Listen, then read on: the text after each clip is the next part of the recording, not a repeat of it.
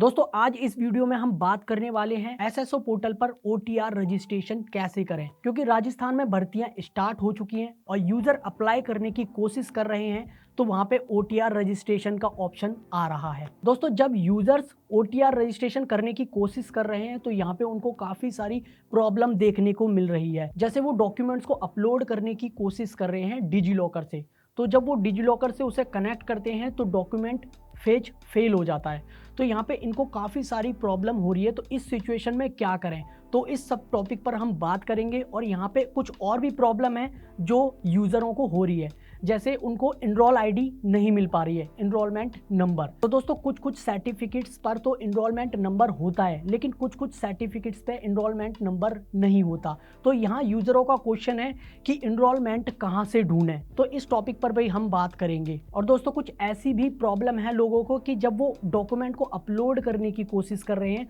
तो वो अपलोड नहीं हो पा रहा है, यहाँ पे एक एरर देखने को मिल रहा है उनको। तो इस टॉपिक पर भी हम बात करेंगे और आपको समझाएंगे कि आप इसे कैसे अपलोड कर सकते हैं। और दोस्तों यहाँ पे कुछ लोगों का ये भी क्वेश्चन है कि बर्थ सर्टिफिकेट में क्या अपलोड करें। और दोस्तों यहाँ पे कुछ अलग ही लेवल की और भी प्रॉब्लम्स आ रही हैं, जैसे किसी के पोर्टल पे उनका जिला का नाम नहीं आ रहा। तो इस सिचुएशन में उनको क्या करना है, तो वो सब मैं आपको बताऊंगा इस वीडियो में। अगर आपने वीडियो मिस किया तो आप जो फॉर्म भरने जा रहे हो उसमें कोई गलती कर सकते हो। तो दोस्तों इस रजिस्ट्रेशन को करते समय सबसे पहले आपके पास एसएसओ आईडी पोर्टल आईडी होनी चाहिए। अगर ये आईडी आपके पास है तो आप सिंपल लॉगिन करके इसे यूज़ कर सकते हैं। अगर आपके पास ये आईडी नहीं है तो आप सिंपल रजिस्ट्रेशन कर सकते हैं। कुछ ये बेसिक डिटेल्स मांगता है आपसे, ठीक है, उसमें नाम वगैरह भर के आप इसे रजिस्ट्रेशन कर सकते हैं।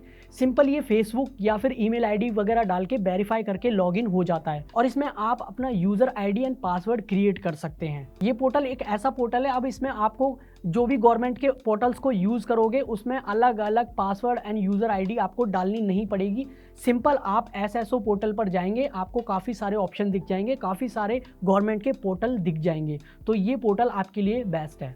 दोस्तों अब आपके पास सिंपल एसएसओ आईडी का पोर्टल बन चुका है। अब आगे का प्रोसेस करते हैं, मतलब ओटीआर को रजिस्ट्रेशन करते हैं। दोस्तों इस पोर्टल में आपको एक ऑप्शन दिखेगा, राजस्थान स्टेट रिक्रूटमेंट पोर्टल। इस पर क्लिक करेंगे तो आपको एक पॉपअप देखने को मिलेगा। उस पॉपअप पर ओके करेंगे तो आपको एक बेसिक डिटेल वाला फॉर्म मिलेगा। उस फॉर्म को आपको फिल करना है। इस फॉर्म में आपसे कुछ बेसिक डिटेल्स मांगी जाएंगी, जैसे मदर्स नेम हो गया और विजिबल बॉडी मार्क्स, जैसे आपकी बॉडी पे कोई मार्क्स वगैरह है तो वो यहाँ पे फिल कर सकते हैं। तो इस तरह से जो भी डिटेल्स आपसे मांगी जाएगी उन डिटेलों को प्रॉपर तरीके से आपको फिल करना है।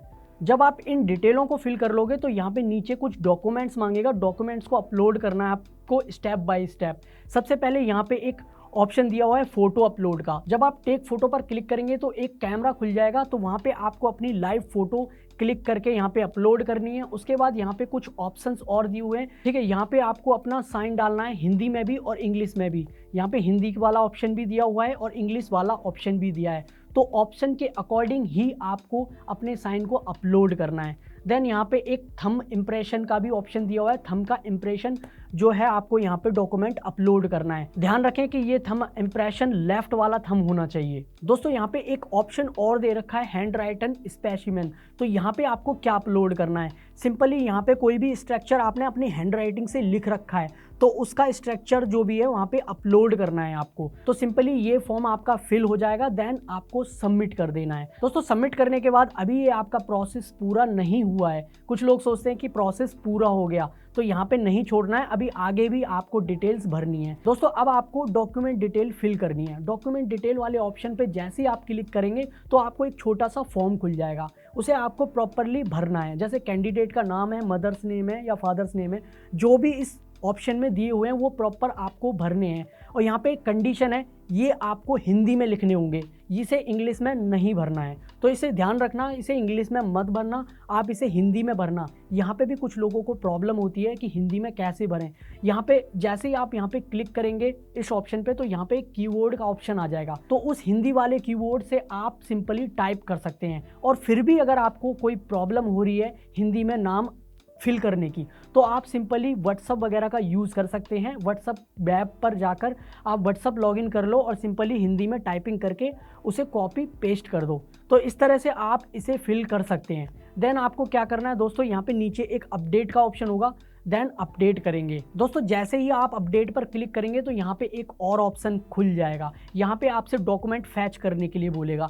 आप डॉक्यूमेंट को डिजी लॉकर से भी फैच कर सकते हैं या फिर मैनुअल अपलोड करना चाहते हैं तो मैनुअल भी अपलोड कर सकते हैं। तो यहाँ पे जैसे ही हम डिजी लॉकर से फैच करते हैं तो डिजी लॉकर में कुछ प्रॉब्लम हो रही है लोगों को। जिन जिन लोगों को डिजी लॉकर से अपलोड करने में या फैच करने में प्रॉब्लम हो रही है, एरर आ रहा है, तो वो मैनुअली यहाँ पे अपलोड कर सकता है। ऐसा ऑप्शन यहाँ पे दिया हुआ है।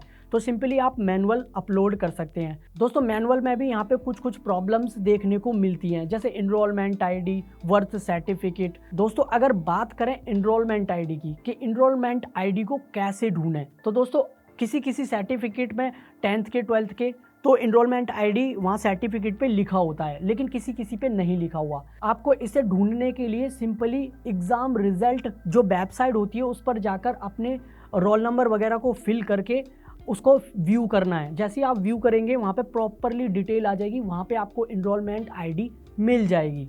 अब बात करते हैं बर्थ सर्टिफिकेट। बर्थ सर्टिफिकेट में आपको क्या भरना है? दोस्तों अगर बात करें बर्थ सर्टिफिकेट की तो बर्थ सर्टिफिकेट में आप अपनी 10th की मार्कशीट लगा सकते हैं। और दूसरा ऑप्शन हमारे पास ये भी है, आप एफिडेविट का यूज़ करके एफिडेविट लगा सकते हैं।